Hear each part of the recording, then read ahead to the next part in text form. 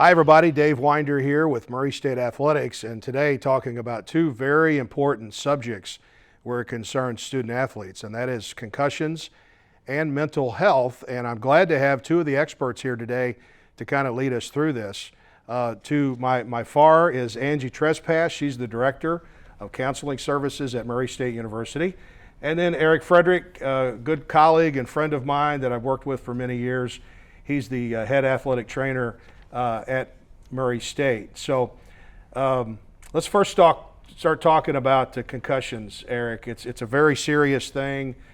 We've learned a lot about concussions over the years. Can you maybe tell us, some of the signs because there is a lot of contact in a lot of different sports, yes, and it does happen. Certainly, we know it's a very serious injury, and over the years, it's become moved to the forefront of our healthcare system, especially at the collegiate level. So some of the things we look for, are those, hard glancing blows and those hits that these collision sports take, or when a person falls and hits their head on the hardwood floor.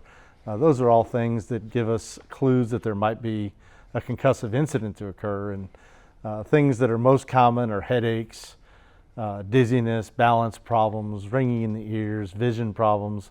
And we see all different ranges of types. Sensitivity to light, sensitivity to noise, all those sorts of things are things that give us the initial clue that a concussion has happened. And those are the times there when we put them in what we call the concussion protocol and get them managed. And one of the things that we're adding into our concussion protocol is this move towards making sure that the mental health of the student athlete is also monitored. Yeah, because that can also become an issue when someone has a concussion. Absolutely, and there are lots of different, and Angie will touch a little bit on this, but there are lots of other things that come later after those initial symptoms of concussion. Perhaps, 2-3 days later, could be 2-3 weeks later. And in the literature, there are indications that, for the rest of the student athlete's life, there are problems mental health wise. Well, that was the one thing we were talking about is we've probably all had concussions when we were playing sports. Now that we realize we probably had some back then that we didn't even know we had. But the thing is, a student athlete has to understand that you don't just get over it, depending on the severity. You don't just get over it in a couple of days. And sometimes those things can linger on. That's correct. And one of the things our student athletes are well known for is they want to get back on the court or back on the field as quickly as they can. And sometimes that in itself, not being able to get back as quickly as they want to, can lead to mental health concerns as well. Yep. So it's a serious thing. What we're really trying here to is to avoid those long-term problems. Correct. What are some of those that can? Some of the long-term problems that we're seeing in the literature now are long-term depression, anxiety, and a lot of the anxiety comes from not being able to participate in their sport and do those sorts of things. But the biggest symptom and the biggest mental illness problem they're seeing long-term, especially throughout the course of the rest of their life, is the depression issue. Angie, we've already made the correlation from concussion to depression, but you're involved with mental health no matter if there is a concussion or not.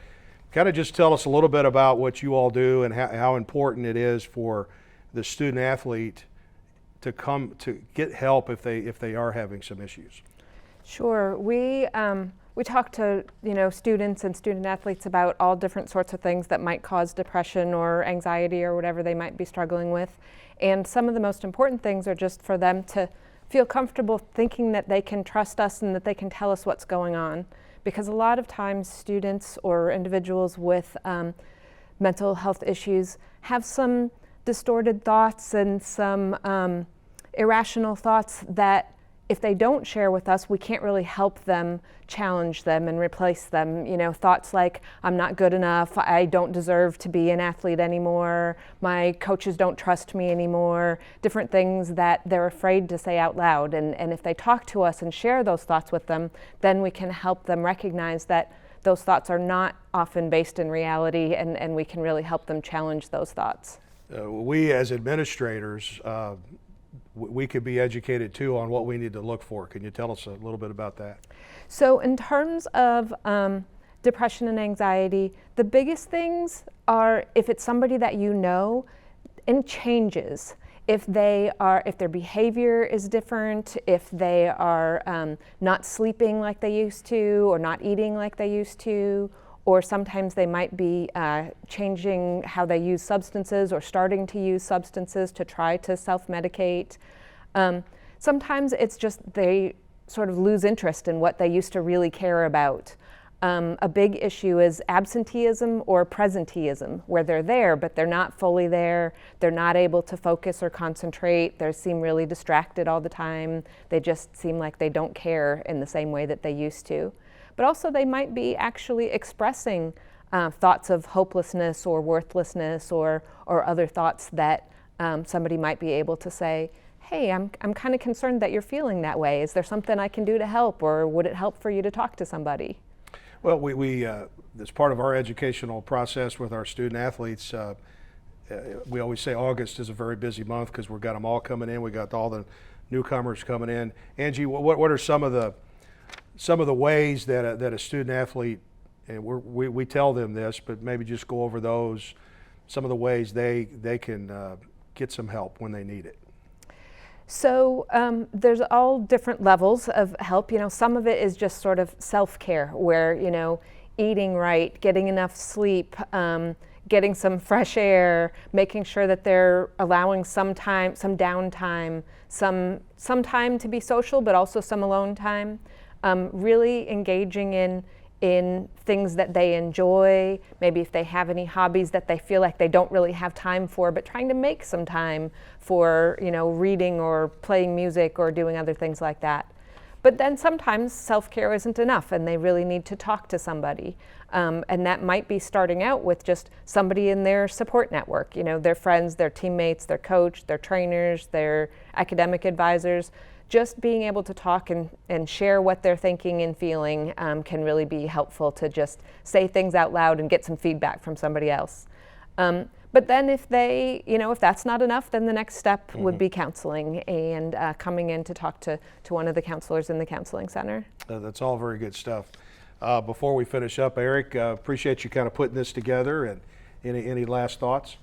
No, not really. Just we want to make sure that all student athletes know that there could be problems when they get injured, and that there's more to it than just the physical problems.